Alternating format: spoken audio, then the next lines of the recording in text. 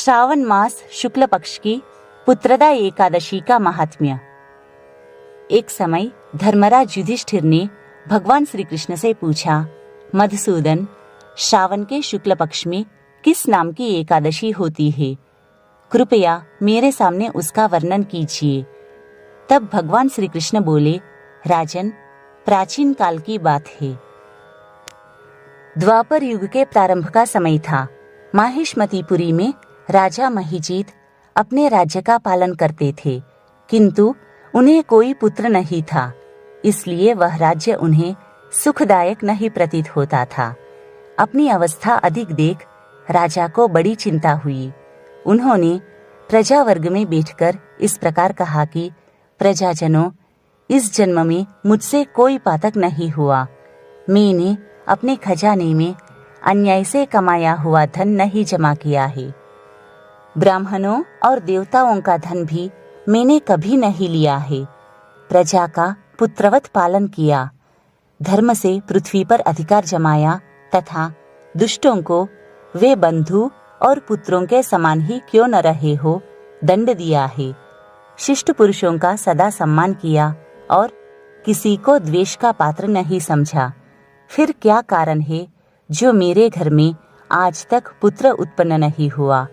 आप लोग इसका विचार करें। राजा के ये वचन सुनकर प्रजा और पुरोहितों के साथ ब्राह्मणों ने उनके हित का विचार करके गहन वन में प्रवेश किया। राजा का कल्याण चाहने वाले वे सभी लोग इधर उधर घूमकर ऋषि सेवित आश्रमों की तलाश करने लगे।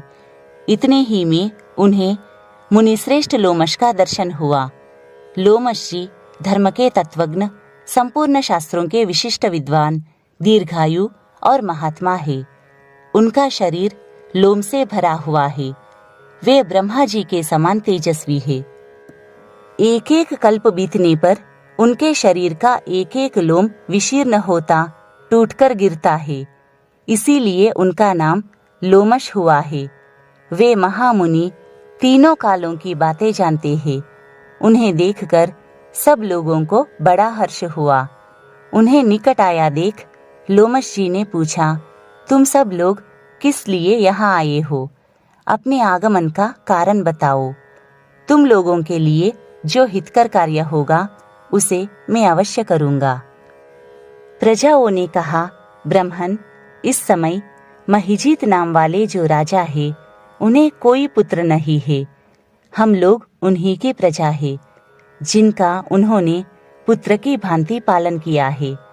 उन्हें पुत्रहीन देख उनके दुख से दुखित हो हम तपस्या करने का दृढ़ निश्चय करके यहाँ आए हैं।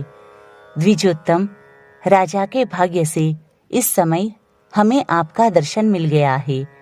महापुरुषों के दर्शन से ही मनुष्यों के सब कार्य सिद्ध हो जाते हैं। मुने, अब हमें उस उपाय का उपदेश कीजिए जिससे राजा को पुत्र की प्राप्ति हो। उनकी बात सुनकर महर्षि लोमश 2 घड़ी तक ध्यानमग्न हो गए। तत्पश्चात राजा के प्राचीन जन्म का वृत्तांत जानकर उन्होंने कहा कि प्रजावृंद सुनो। राजा महिजीत पूर्व जन्म में मनुष्यों को चूसने वाला धनहीन वैश्य था। वह वैश्य गांव-गांव घूमकर व्यापार किया करता था। एक दिन जेठ के शुक्ल पक्ष में दशमी तिथि को जब दोपहर का सूर्य तप रहा था, वह गांव की सीमा में एक जलाशय पर पहुंचा। पानी से भरी हुई बावली देखकर वैश्य ने वहां जल पीने का विचार किया। इतने में ही वहां बछड़े के साथ एक गौ भी आ पहुंची। वह प्यास से व्याकुल और ताप से पीड़ित थी, अतः बावली में जाकर जल पीने लगी। वैश्य ने पानी पीती हुई गाय को हाँककर दूर हटा दिया और स्वयं पानी पिया। उसी पाप कर्म के कारण राजा इस समय पुत्रहीन हुए हैं। किसी जन्म के पुण्य से इन्हें अकंटक राज्य की प्राप्ति हुई है। प्रजाओं ने कहा, मुने, पुराण में सुना जाता है कि प्रायश्चित्त रूप पुण्य से पाप नष्ट होता है, अतः पुण्य का उपदेश कीजिए जिससे उस पाप का नाश हो जाए। लोमश जी बोले, प्रजाजनों, श्रावण मास के शुक्ल पक्ष में जो एकादशी होती है वह पुत्रदा के नाम से विख्यात है। वह मनोवांछित फल प्रदान करने वाली है। तुम लोग उसी का व्रत करो। यह सुनकर प्रजाओं ने मुनि को नमस्कार किया और नगर में आकर विधि पूर्वक पुत्रदा एकादशी के व्रत का अनुष्ठान किया। उन्होंने विधि पूर्वक जागरण भी किया और उसका निर्मल पुण्य राजा को दे दिया। तत्पश्चात रानी ने गर्भ धारण किया और प्रसव का समय आने पर बलवान पुत्र को जन्म दिया।